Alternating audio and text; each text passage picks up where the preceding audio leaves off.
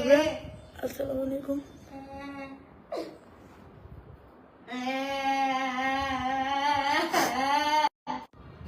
Hello everyone, আসসালামু আলাইকুম।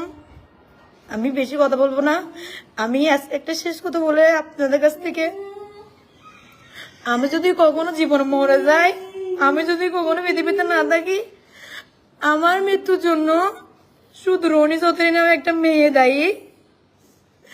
সে আমার 13 বছর বয়স থেকে আমাকে কি পরিমাণ কষ্ট দিচ্ছে সেটা আমি জানি। একটা লেসবিয়ান মেয়ে। আমি যদি মরে যাই, আমার মৃত্যুর জন্য শুধু রনি চৌধুরী নামের মেয়ে দায়ী থাকবে। হ্যাঁ, আমার বাচ্চা যদি মা ছাড়া হয়, আমার মার বুক যদি কানে হয়, এটার জন্য শুধু রনি চৌধুরী জিদ্দাবাজার একটা মেয়ে আছে, ওই মেয়ে দায়ী থাকবে, আর কেউ না। আমি